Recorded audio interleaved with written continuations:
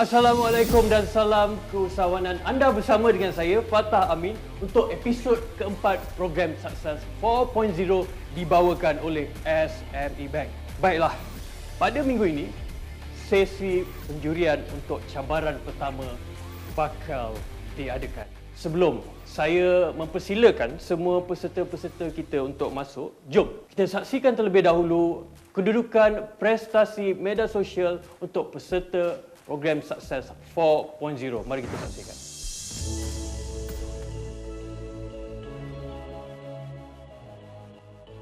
Untuk episod kali ini, peserta akan diberikan masa selama 2 minit untuk membuat pembentangan mengenai bisnes mereka untuk dinilai oleh barisan juri kita.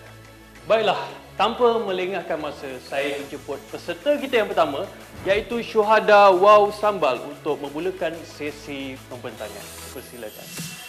Saya adalah pengasas kepada jenama sambal goreng daging tumbuk yang pertama di Malaysia, Wow Sambal. Saya akan berikan kepada juri untuk dinilai.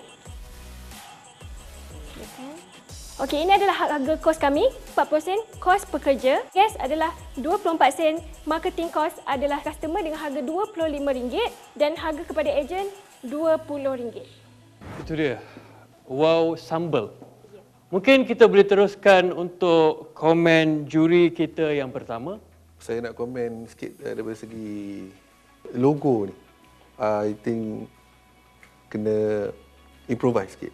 Yang lagi satu saya nak tengok yang tadi jualan you 1000 unit kan? Ya, betul. Kalau 10,000 sebab dia kalau lagi banyak you punya production, so you punya production cost akan jadi kurang. Betul. So you kena ada preparation benda tu sebab business ni is always grow. So what is about your future? You punya future sales kan? Sure, you berniaga kurang daripada 1 tahun. Ya, betul. Proses mendapatkan halal ni macam mana you boleh dapatkan begitu cepat? Halal kami dah apply dan dalam proses untuk menerima sijil halal tu. Tapi you ada halal di sini. Tapi kita tak ada ISO number. Kita belum letak ISO number. Jadi boleh diletakkan halal? Saya diberitahu boleh. Mungkin saya kena check. Saya kena check. Baiklah, itulah dia sebuah sedikit komen-komen daripada juri kita. Sekarang ini kita ingin menjemput Zaim Bos Miao untuk memulakan sesi pembentangan. Jadi pasaran ini baru saja di Malaysia, belum lagi dikira di pasaran luar negara. Sebab itu, kalau kita lihat pada costing pula, dan costing untuk satu produk lebih kurang dalam RM11. Manakala kita jual ada 2 harga, satu harga ejen, di mana satu harga RM20, satu harga lagi ialah RM29. Kita akan dapat 17%, iaitu RM11,000 lebih untuk untung bersih sebelum cukai. Hello Zaim, apa khabar? Alhamdulillah baik, Malia. Berapa lama dah start bisnes ni? Dah setahun 5 hari. Okey, so memang full time buat ni lah. Memang full time buat ni. Sebelum ni sebenarnya dia bermula sebab COVID juga. Dulu saya memang dah hasilkan benda ni, tapi untuk kegunaan lain. Cita-cita dia ialah untuk supply sebagai bahan bakar. Tetapi apabila pandemik, kita tak boleh nak supply sebab market ialah market overseas. Apa pengajaran yang Bos Miao dapat daripada mentor catatan yang boleh di-apply kepada you punya bisnes? Banyak sebenarnya yang saya belajar. Tetapi yang paling meninggalkan kesan kepada saya ialah macam mana nak kembangkan bisnes. Sebab saya ada bermula dengan satu produk cat litter ni, macam mana saya nak tackle market-market lain bagi nak kembangkan, maksudnya pelbagaikan produk. Jadi, untuk peserta kita yang seterusnya, saya akan menjemput Ari Homeland untuk memulakan sesi pembentangan. Company saya belum beroperasi lagi dan saya tunggu untuk beberapa lesen, iaitu lesen halal untuk bermulakannya. Okey, makanan saya adalah premium frozen food, iaitu selected dan berkualitinya. Okey, estimate sales saya adalah 37,000 lebih dan profit saya 26,000 dan clean profit saya ialah 12,000. Tapi barang-barang yang Ari jual ni barang-barang yang dikonsum oleh T20 lah, golongan-golongan T20. Okey. Jadi berapa persen populasi di Klang yang tergolong dalam golongan T20 yang mampu nak beli? Sebab tadi tengok selling price RM125, kan, RM50, RM60 kan. Itu bukan kebanyakan orang boleh beli. Ya, betul. Pasal tu saya ada retail shop dengan saya nak buat delivery tu. Saya ada website platform. So orang Selangor boleh buat order dan melalui website dan kita boleh buat pengantarannya. How do you manage untuk dapat harga yang begitu rendah daripada kompetitor? Kerana saya dalam bidang logistik ni dari umur 21 tahun, umur saya sekarang 26. So import export I know the main dealer lah. The group ataupun you punya target group. Target group ya betul. How far you? Masa kita nak tengok saya punya pricing saya compare to saya punya opponent, price saya kurang juga. Yang lobster sebenarnya harga dia 700 lebih. Compare to compare dengan harga yang saya jual tu, saya jual 200 lebih je. I think semua orang pun boleh consume dengan harga tu. Terima kasih. Hari. Terima kasih Fatah. All the best. Baiklah, tanpa melengahkan masa lagi, kita menjemput peserta kita yang keempat, Atirah Magic Ruler untuk membuat pembentangan.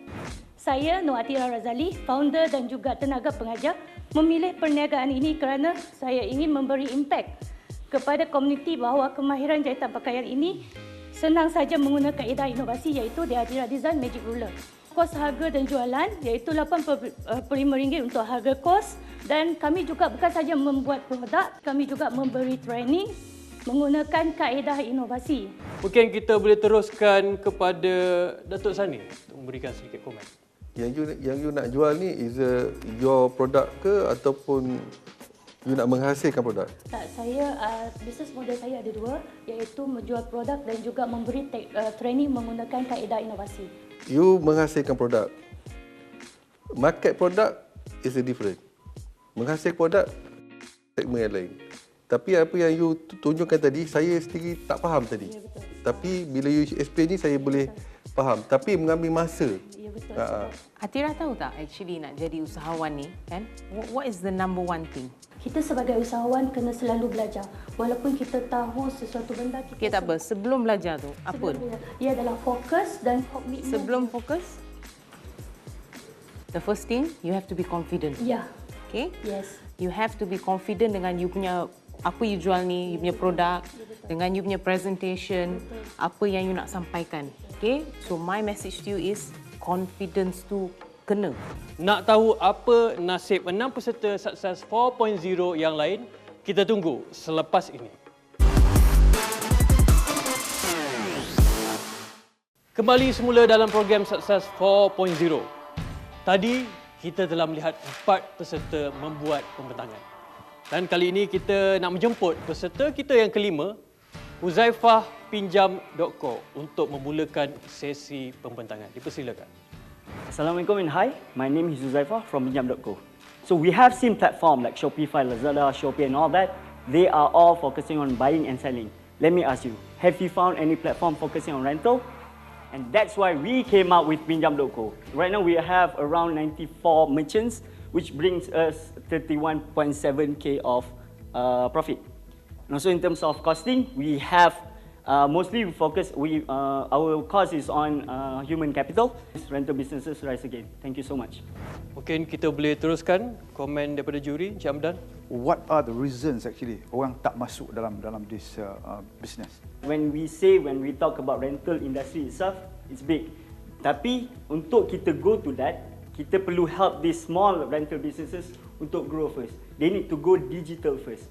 So that's why we are here to help them to go digital. Baiklah, untuk peserta kita yang seterusnya, iaitu peserta kita yang ke-6, saya menjemput Hafiz Divaskaf untuk membuat pembentangan. Dipersilakan. Baiklah, terima kasih. Hai, saya Hafiz Nasir, pengasas Tudung Bawal Tanpa Serika.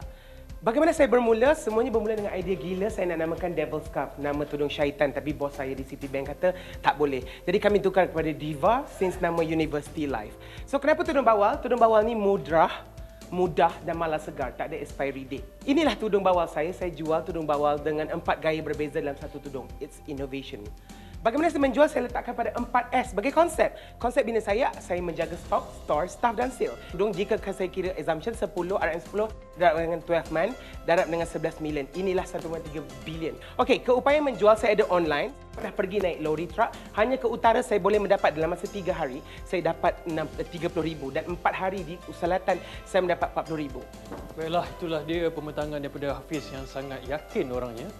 Jadi saya mempersilakan mungkin Encik Azri boleh berikan sedikit komen kepada Hafiz. Okay, soalan saya, dalam lambakan founder mengeluarkan tudung, macam mana Hafiz distinguish Diva Scarf ni? Kami datang dengan tudung pilihannya seperti mana yang saya pergi sekali lagi. Saya tidak jual tudung bawal yang biasa. Saya datang dengan tudung bawal tanpa setrika dan 4 design dalam satu tudung. Jika awak lihat, awak pusing kali pertama, pusing kali dua, kali ketiga dan empat, awak akan mendapat design yang berbeza. Tapi maknanya selepas ini tak akan ada orang boleh buat design bawal 4 design. Betul, saya sudah patentkan di IPO. Kalau begitu memang bagus. Jadi saya ucapkan selamat maju jaya kepada Hafiz. All the best. Baiklah, untuk peserta kita yang seterusnya, dikatakan idea yang akan dibentangkan oleh beliau sangat-sangat menarik dan cukup unik. Kalau nak tahu di mana uniknya, mari kita jemput peserta kita yang ketujuh, iaitu Khadijah MySite untuk memulakan sesi pembentangan. Dipersilakan. MySite merupakan sebuah pelantar digital yang memudahkan proses rawatan psikiatri melalui pendigitalan psikointervensi. Jadi kenapa saya namakan MySite? Ada dua sebab. Dari sudut pakar psikiatri, dia mendapat akses kepada pesakitnya.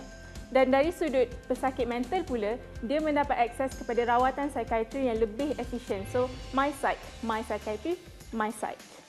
Kos operasi RM10,000 untuk kos pemasaran, RM22,000 untuk kajian dan pembangunan. Saya anggarkan pendapatan dalam masa setahun boleh dapat RM800,000 sekiranya ada 20 klinik yang menggunakan platform ini. You punya investment berapa tu? Saya sekarang ni tengah dalam fasa product market validation. Kami tengah we are talking to psychiatrists and asking apa feature yang dia nak on the platform. Jadi sekarang ni masih belum ada market ready punya platform lah. Jadi untuk ini anggaran kos ni adalah investment pertama lah. The more the users, the higher the margin. Okey, macam ni. Benda ni you belum start lagi kan? Belum. Tapi you punya projection terlampau tinggi. Macam tak logik. Baiklah, itu dia penjelasan daripada Khadijah dan terima kasih kepada juri-juri. Baiklah, untuk peserta kita yang seterusnya, merupakan antara peserta yang paling muda untuk program Sukses 4.0. Jadi saya jemput Nakib Sagu Hati untuk memulakan sesi pembentangan. Dipersilakan. Nama Nakib Haziq bin Ramlan, pengasas kepada Sagu Hati, Sagu Gula Melaka Berperisa, Real Taste of Heritage, tagline dia. So kenapa saya buat Sagu Hati adalah yang pertama sekali, saya start dengan projek universiti, kemudian saya mula menjual. Bila saya nampak ada market dekat MSU tu, ramai orang yang tak tahu lagi kewujudan Sagu Gula Melaka ini dekat dalam Malaysia. Jadi saya ketengahkan produk warisan ini untuk saya bagi tahu, especially young generation, yang kita ada produk sebagus ini. Dan seterusnya saya mula menjual, start dengan 50 cup, 100, sampai paling banyak saya pernah jual sehari sebanyak 400 cup. Dilihat secara dekat. Baiklah, saya mungkin beri ruang kepada Puan Alia untuk memberikan sedikit komen kepada Nakib. Okey, Nakib. So tadi you cakap yang you ada market dekat FB, IG, YouTube, TikTok, betul tak? Betul. Okey, tapi I tengok you punya score for this orang kata Success 4.0 adalah 7.4, okey? Antara one of the lowest. Nakib kata Nakib sebelum ni ada buat marketing, mesti ada experience kan dekat sana. So boleh tak you comment kat I? That's my first question. Kenapa you rasa result you low kat sini? And secondly, you ada cakap yang healthy food. That's your claim, eh? Cumanya, I nampak ni in my mind, first thing yang comes to my mind adalah gula, kan? Betul tak? Chocolate. Saya punya comment is your claim tu has to be very, orang kata, berasas lah, right? Tapi your sugar ni, per gram ni satu ni? Yang sugar tu tak sure lagi. Tak sure, sebab very important. If you want to go, macam nak think, kita nak think big kan, nak go global. Of course you kena tahu karbohidrat berapa, calories berapa, gram berapa kan? Itu dia pesanan yang sangat-sangat berguna daripada juri kepada Nakib. Kita tinggal 2 peserta saja lagi yang belum membuat pembentangan. Kalau anda nak tahu apakah nasib 2 peserta kita kali ini, kita kembali selepas ini. Kembali semula dalam program Sukses 4.0. Baiklah, untuk peserta kita yang seterusnya, erlinakanas.co untuk melakukan pembentangan. Dipersilakan. Okey, nama Kanas.co inilah berasal daripada inspirasi daripada dua adik-beradik bernama Kayla dan Anas ketika mereka terperangkap di dalam rumah ketika PKP fasa pertama. Jadi kami tahu ibu bapa lain juga mempunyai masalah yang sama kerana anak tiada aktiviti. Di situ disebabkan demand, kami pun meneruskan perniagaan ini untuk menyelesaikan masalah ibu bapa ketika anak terperangkap di rumah. Jadi range produk kami adalah daripada RM69 yang paling murah dan kolam yang terbesar yang kami ada adalah 88 cm berharga RM360. Dan ini adalah profit and loss kami. Kami berjalan dalam masa setahun. Kami adalah daripada RM35,000 ke RM60,000 dan kami membuat solely hanyalah online marketing via Facebook dan Instagram dan kami strong dalam Facebook saja. Mungkin juri kita Encik Azri ingin memberikan sedikit komen. Terus terang saya tak faham. Produk ni produk apa? Produk ni lah barangan kanak-kanak yang kami barangan kanak-kanak tu barangan apa? Mainan kanak-kanak yang boleh dimainkan sebab kami keluarkan. You cipta sendiri ke atau you bawa daripada luar? Ini barangan daripada ekspor daripada luar. Negara jiran.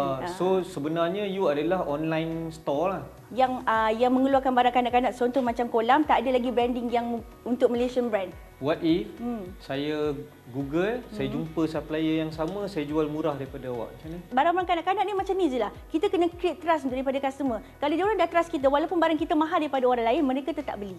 Saya nak mengucapkan terima kasih kepada Lina dan all the best to you. Terima kasih. Kita sudah sampai ke peserta yang terakhir. Jadi tanpa melengahkan masa, saya ingin menjemput Hazikah Kapsul Studio untuk membuat pembentangan. Dipersilakan. Hari ini saya nak share macam mana dokumentari boleh bantu peniaga mikro sustain the business. Masalah peniaga mikro 33,000 orang ni satu je. Produk best tapi orang tak kenal produk sebab tak cukup bajet untuk buat marketing. And I'm like, Doku sebagai marketing tool, why not? Inilah dia. On the way, saya menggunakan proses restart business mikro yang terkesan akibat pandemik sebagai cara saya buat dokumentari ini. Macam mana nak buat? Saya dengan tim saya set up production house bergerak dalam camper van ataupun mungkin dalam bas Sunny Express. Kita reach out and hype upkan balik bisnes ni dengan menggunakan teknik filmmaking dan investigative journalism. Apa ni Hazikah? So bisnes ni you dah start ke? Dah start. Sebelum ni saya memang seorang penerbit dokumentari. Sekarang ni kita nak raise fund untuk buat next dokumentari lah. Hazikah, Yes, saya. you are charging them, isn't it? No, we are co-creators. So, what happened? We work together and daripada untung bersih yang kita buat ni, there's a possibility untuk kita channelkan balik kepada all these peniaga mikro sebagai co-creators. Hazikah, I mean your presentation ni, I notice you tak ada slide you punya profit and loss or any financial costing and all that. Can I know why? Because I would like to share about why on the way first. And if you'll be interested, let's meet again. But you don't have any orang kata plan for, as you know, kan usahawan ni, we always project for the future kan. So one important element projection ni adalah dollars and cents lah. Fortunately or unfortunately, if I don't plan my numbers, apa orang kata failure to plan is planning to fail. Itulah dia pembentangan terakhir daripada Hazikah dan juga komen-komen daripada para juri. Baiklah, maka lengkaplah 10 peserta yang telah berkongsi idea bisnes mereka di hadapan para juri. Saya mahu menjemput semula iaitu kumpulan Milk Tea yang telah tewas di cabaran bersama mentor Chatime untuk menghadap barisan juri kita. Persilakan. Tapi sebelum tu, mari kita lihat VT ini.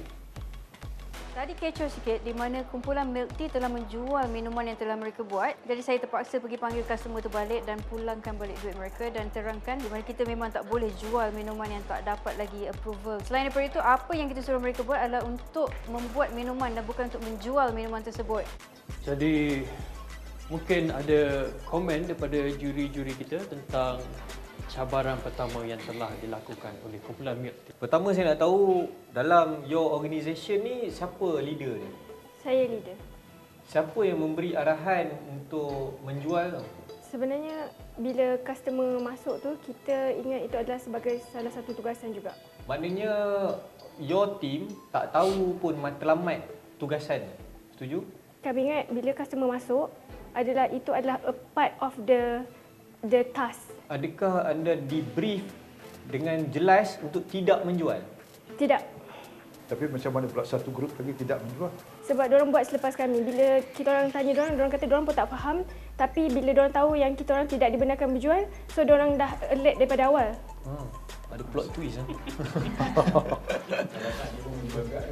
Baiklah, itu dia komen daripada para juri kita. Dan terima kasih saya nak ucapkan kepada kumpulan Multi. Semoga selamat maju jaya dan boleh memperbaiki untuk cabaran pada akan datang. Terima kasih. Inilah masa yang kita tunggu-tunggu. Siapakah yang bakal tersingkir? Sekarang ni kita akan tunggu selepas sesi perbincangan juri bersama Master Azril dan juga Mentor Aliza. Walaupun daripada mula ada yang fumble apa semua, tapi I think their ability for position themselves. Jadi kita dah bagi dia social media task tu adalah untuk promote Chatime. Bisnes dia not even a business entity pun. Kalau dibagi peluang, who should be the bottom line? Sebab experience tak ada. I'm easily find in Shopee. If I were her, how I would do it, I would actually tell that my company does events. Selesai sudah perbincangan untuk menentukan nasib peserta-peserta sukses 4.0 bagi pusingan kita yang pertama. Baiklah, keputusan sudah berada di tangan saya. Saya dengan ini ingin menjemput 4 nama ini untuk masuk ke dalam ruang penjurian. Dimulakan dengan syuhada. Ari, Zaim, dan peserta yang terakhir, Hazika, untuk bersama dengan rakan-rakan anda. Sekarang ini saya mempersilakan ketua juri kita iaitu Encik Hamdan untuk memberikan sedikit ulasan kepada 4 peserta yang berada di hadapan ini. Okey, saya mulakan dengan Hazika. I think you know why you are here. Kenapa you dipanggil ke depan? Okay, you tahu. You are the lowest score dalam this media reach dan paling ketara adalah you miss presenting the topic pada hari ini. Zaim, walaupun pakai tengkolok, you fail to project dalam you punya raw material. Price dia sentiasa naik. Something missing dalam you punya presentation. Ari, plug from air, basis tak kuat, no strong justification on the projection. We don't know. Syuhada, you sepatutnya bertanggungjawab kepada kekalahan of your group. Bukan you juga ke yang bagi tahu dengan grup satu lagi bahawa sebenarnya kena ada ni. Masih ada harapan untuk anda berempat meneruskan perjalanan anda di sini. Atau mungkin anda berempat bakal disingkirkan. Jadi saya minta Hazika untuk tampil satu langkah di hadapan anda. Saya dengan ini berat hati dan ingin mengumumkan bahawasanya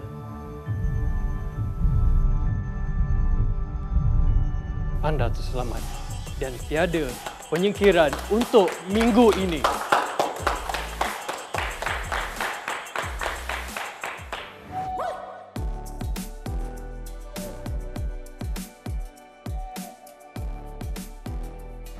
Jangan lupa follow Instagram dan Facebook Sukses 4.0 dan saksikan Diari Sukses 4.0 di YouTube Sukses 4.0. Di mana saja anda berada, anda berpeluang untuk menyertai kuis Sukses 4.0 dan bakal memenangi hadiah sebanyak RM10,000. Baiklah, kepada penonton di rumah, jangan lupa saksikan program ini di hari dan waktu yang sama di Astro Awani. Assalamualaikum dan jumpa lagi.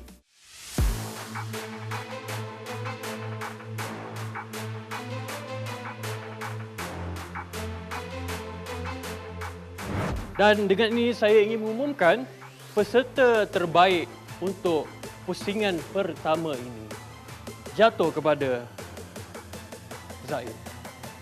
Bosnya. Saya dengan ini menjemput mentor kita, Aliza Ali, untuk memberi sedikit cenderahati kepada pemenang untuk cabaran kali ini. Persilakan.